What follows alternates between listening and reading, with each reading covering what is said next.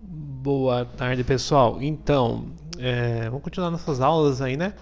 Sobre filosofia moderna. Hoje vamos falar um pouco de Immanuel Kant, né? Immanuel Kant, filósofo aí moderno, racionalista, né? Que é muito interessante para nós porque ele faz uma união, né? Uma síntese do empirismo e do racionalismo. Ele, ao mesmo tempo, ele une as duas, né, no que ele chama de juízo sintético a priori. Porque a priori ele vem antes da experiência, né? São esquemas mentais que nós temos, né? Então ele já meio que faz quase uma psicologia de Vygotsky, daquela turma ali depois, né?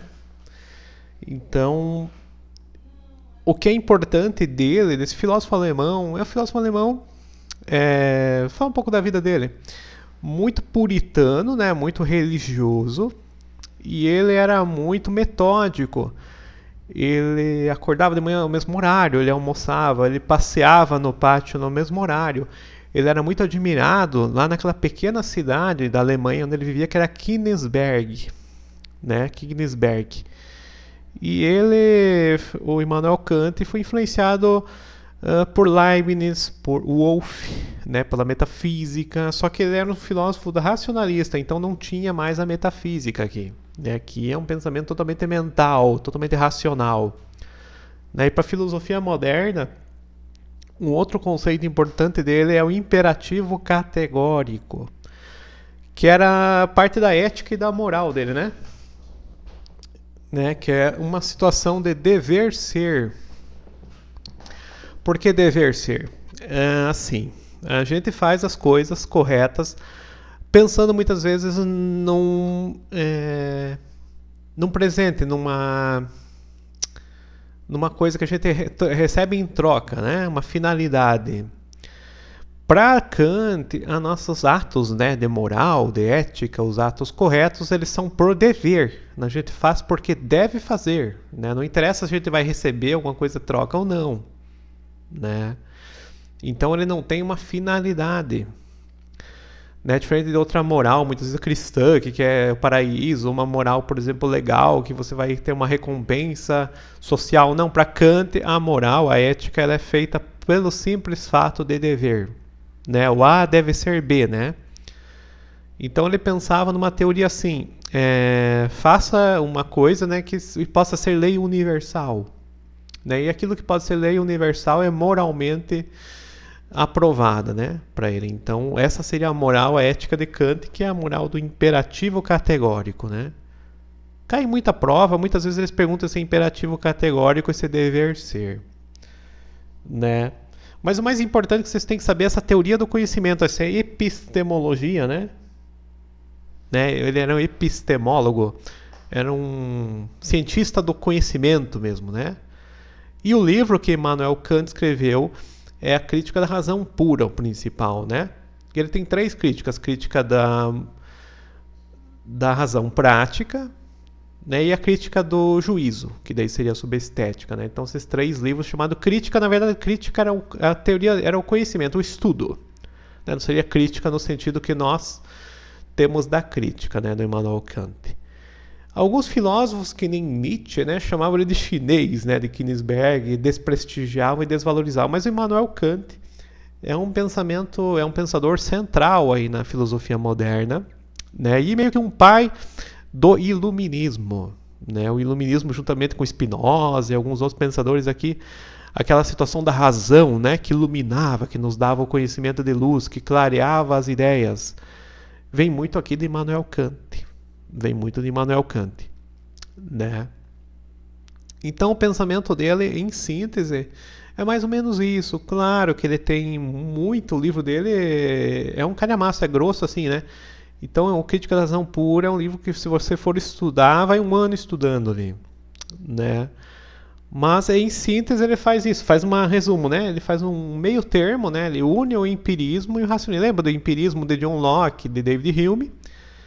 Né, e outros, e o racionalismo de Descartes. Então ele faz uma síntese, um meio termo entre esses dois, o que ele chama, né, mais uma vez, de juízo sintético a priori. Esse juízo sintético, explicando num caso prático, é um gato, né? O gato esperando uma bola de lã. Né? O gato não sabe que a bola de lã ela cai, ela vem rolando. E o ser humano, nós temos um juízo, ele faz esquemas mentais. Nós já sabemos o que vai acontecer com essa bola de lã, que ela vai cair, que vai, né, que cai, que rola e que vai para determinado lugar. Para o gato, né, no exemplo, ele não saberia, né? Ele teria ali um mistério ali mental, né? E o ser humano não, ele tem já essa razão, esse esquema mental já pronto, né? É como se fosse uma pedra de gelo também que você sabe que vai derreter, e várias situações que nós já temos esquemas mentais, ó. Então nós temos esse juízo sintético a priori, que não seria nem o empirismo e nem o racionalismo, né? Seria um meio termo aí.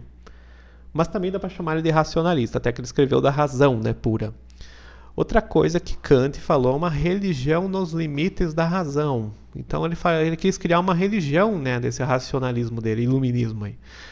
Mas na prática ficou só na literatura, mas foi um filósofo que fez sucesso, né, lá em Königsberg, tinha muitos seguidores, né, tem um túmulo lá especial, então ele tem todo, na época dele, uma fama, né? Depois também Hegel e outros filósofos têm essa fama acadêmica, né, universitária. Mas o pensamento de Immanuel Kant, ele é muito importante, vocês têm que guardar essas 3, 4 palavras-chave, né? Imperativo categórico, o a priori, né? E o dever ser. Se vocês guardarem 3, 4 palavras deles, vocês já sabem que vão responder numa prova, por exemplo, né? E o iluminismo também, um dos pais do iluminismo. Então, esses conceitos de Immanuel Kant são centrais. A filosofia dele, claro, é muito mais complexa. Ele separava muito a moral, por exemplo, desse dever ser, né, desse imperativo categórico, a moral do popular, do religioso, que ele chamava de razão prática, né? Então ele chama de razão pura aqui, né? Nessa razão pura é esse esquema mental aí entre o empirismo e o racionalismo.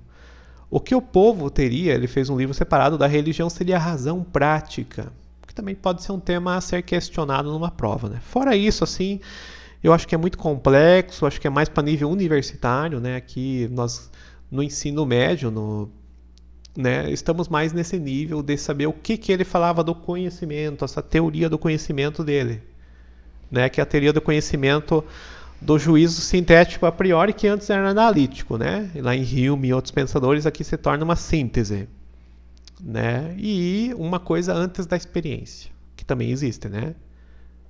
Existem essas 3 categorias, tempo, espaço e causalidade, né? Então, tempo, espaço e causalidade são as 3 categorias, né? 3 esquemas aqui racionais do nosso cérebro para a gente entender o mundo, para a gente entender a nós mesmos também, né?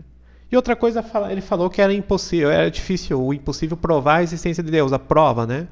Que também seria uma situação aí já iluminista, racionalista, de pensamento moderno dele, né? Que combina muito com o pensamento daqueles outros pensadores que nós já vimos, fora Berkeley, ele que fala mais em Deus, né?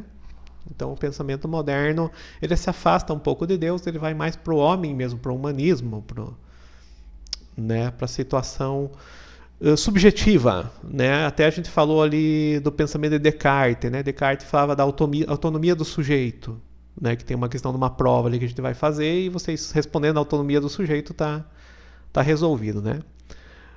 E de John Locke, ao contrário, como a gente já viu, é empirismo, é a experiência, simplesmente a experiência. E Kant já não, Kant fez um meio termo, ele uniu esses dois, né? Na verdade ele somou esses conhecimentos e fez um grande resumo. De forma muito inteligente, claro, né? E sendo um alemão de forma muito complicada, né? A filosofia alemã é muito difícil de entender, né? Então a gente faz uma breve síntese aqui, mas a coisa é muito mais complexa. Na minha humildade, eu sei que a coisa vai muito mais além do que isso, né? Mas em breve resumo é isso aí. Immanuel Kant é o pensador. E um resumo para vocês, até eu estou na frente do resumo aqui, não vai adiantar muito, né? Mas é por aí, né? Quem quiser fazer um print aí é que a qualidade tá meio ruim dos meus vídeos aqui no vídeo. Até quando eu gravo fica bom, mas depois que eu faço uma edição ele sai um pouco de foco. Mas em resumo é isso aí, pessoal. Essa foi mais uma aula de filosofia moderna, né? Nós já temos algumas aí no nosso nossa sala virtual, né? E continuamos aí com o trabalho. Até a próxima aula, estejam muito bem. Valeu!